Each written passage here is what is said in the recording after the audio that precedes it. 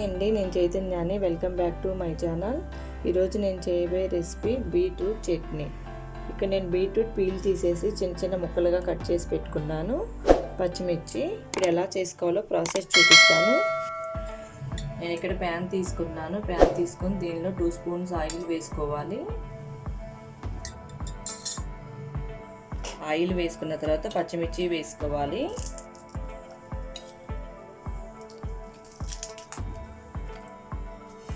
జీలకర్ర వేసుకోవాలి, ఒక 1/2 టీ స్పూను.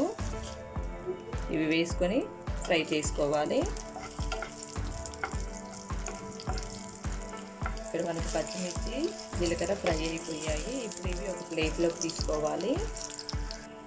నేను అదే ప్యాన్లో మనకు ఆయిలే సరిపోతుంది, దానిలో బీట్రూట్ ముక్కలు వేసుకుంటున్నాను.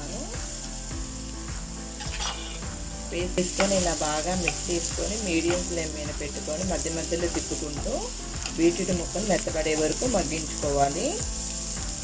మనం ఇవి ఒకసారి చూద్దాము.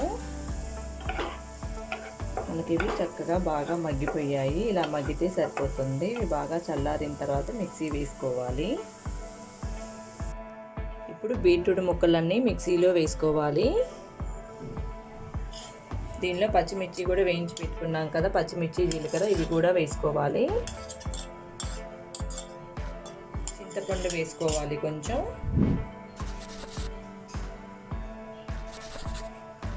సాల్ట్ వేసుకోవాలి 1 స్పూను.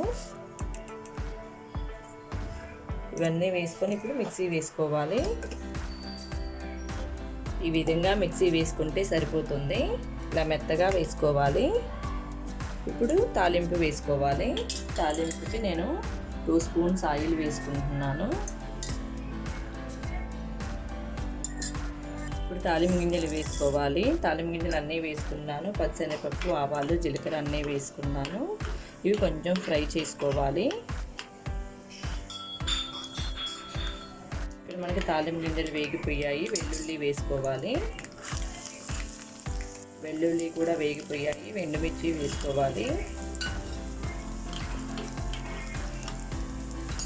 కరివేపాకు వేసుకోవాలి. మనకి తాలింపు రెడీ అయిపోయింది. కరివేపాకు వేసుకోవాలి.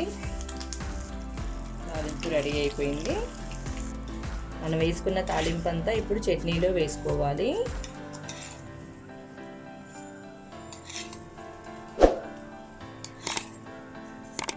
చట్నీ రెడీ అయిపోయింది.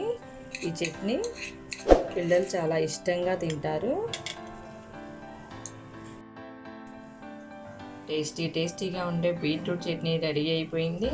ఈ వీడియో మీకు నచ్చినట్లయితే లైక్ చేయండి, సబ్స్క్రైబ్ చేయండి, మీ ఫ్రెండ్స్కి, మీ రిలేటివ్స్కి షేర్ చేయండి. Thank you for watching.